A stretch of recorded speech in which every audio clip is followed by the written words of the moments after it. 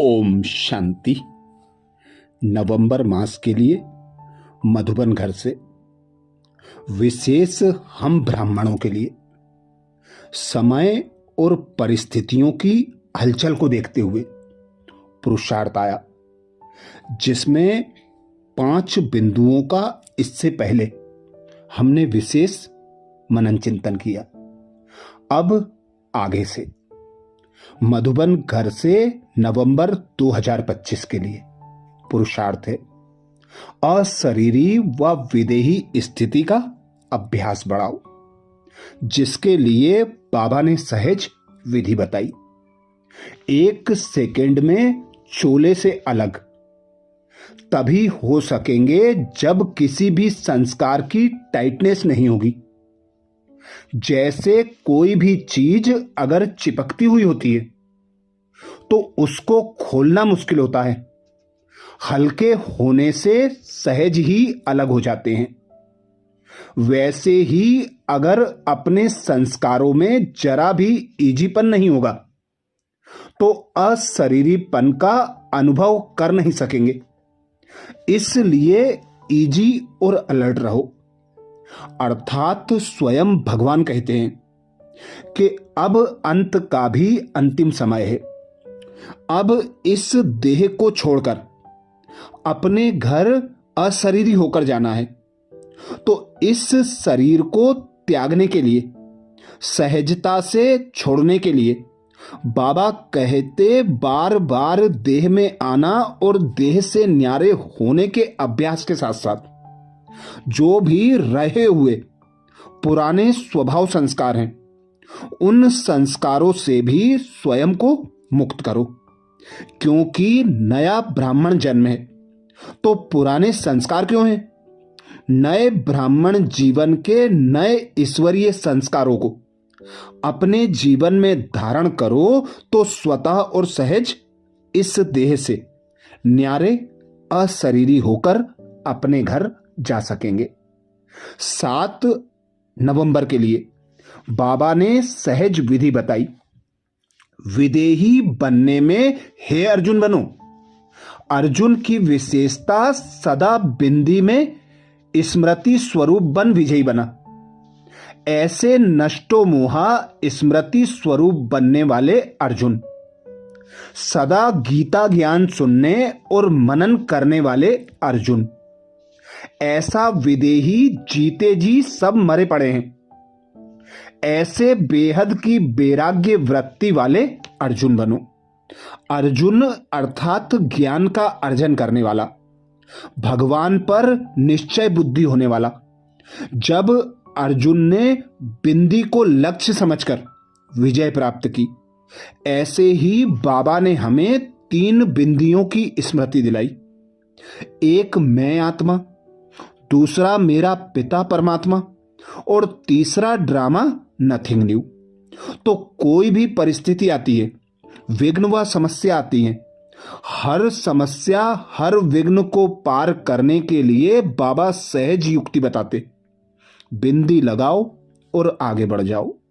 सदा बिंदी बन बिंदी बाप को याद करते हुए ड्रामा की पटरी है, उस पर एक्यूरेट पार्ट बजाओ, तभी लक्ष्य को प्राप्त कर सकेंगे, हे अर्जुन बन सकेंगे।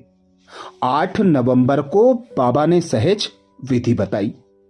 बाप के समीप और समान बनने के लिए देह में रहते विदेही बनने का अभ्यास करो। जैसे कर्मातीत बनने का एग्जाम्पल साकार में ब्रह्मा बाप को देखा, ऐसे फॉलो फादर करो।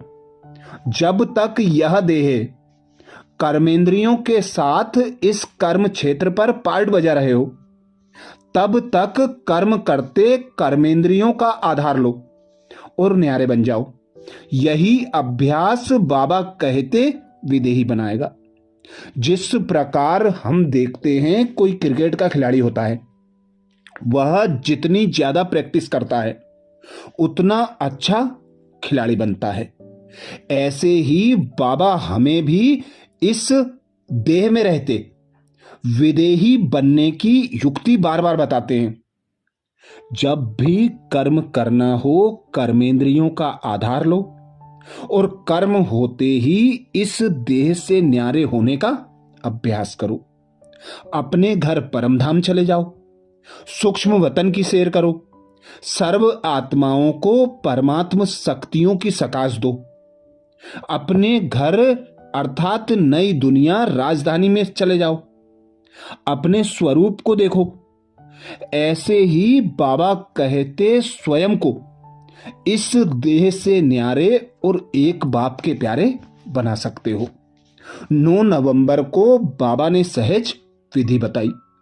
बाबा बोले जैसे कोई कमजोर होता है तो उनको शक्ति भरने के लिए ग्लूकोज चढ़ाते हैं, ऐसे जब अपने को शरीर से परे अशरीरी आत्मा समझते हो तो यह साक्षीपन की अवस्था शक्ति भरने का काम करती है।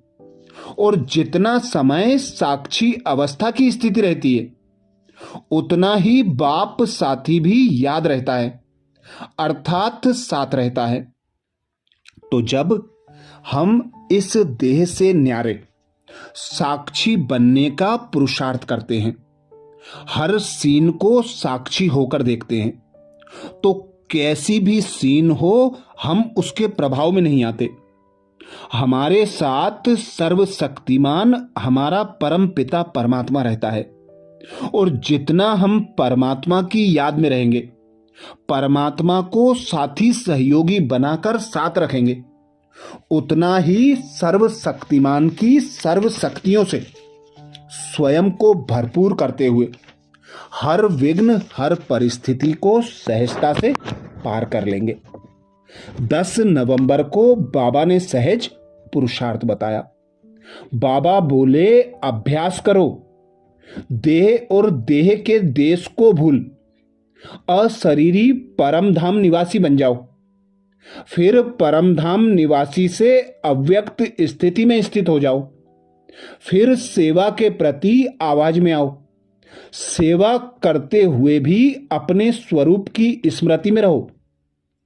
अपनी बुद्धि को जहां चाहो वहां 1 सेकंड से भी कम समय में लगा लो, तब पास विद ऑनर बन सकेंगे। अर्थात बाबा अंतिम समय को देखते हुए, समय और परिस्थिति की हलचल को देखते हुए हमें इस देह से न्यारा विदेही बनाने के लिए सहज युक्ति बता रहे हैं। बाबा कहते 1 सेकंड में जहां चाहो वहां मन बुद्धि को एकाग्र कर लो और जितनी देर चाहो उतनी देर एकाग्र रखो। यही अभ्यास परमात्म शक्तियों से भरपूर करेगा।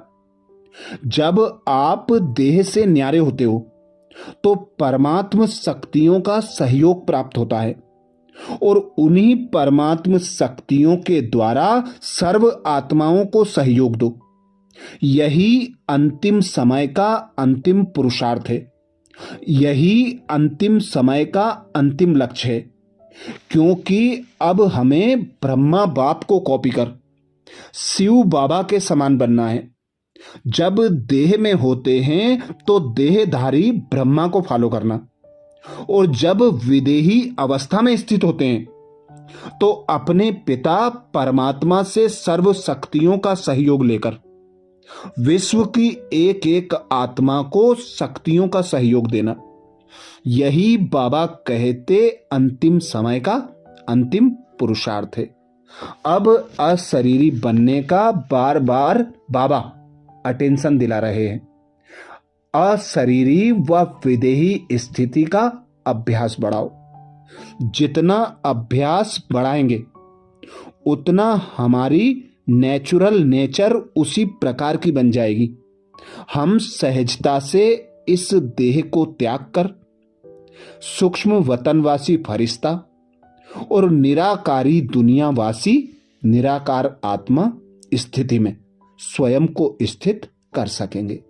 अच्छा, अब आगे का पुरुषार्थ अगले वीडियो में फिर मनन करेंगे। ओम शांति।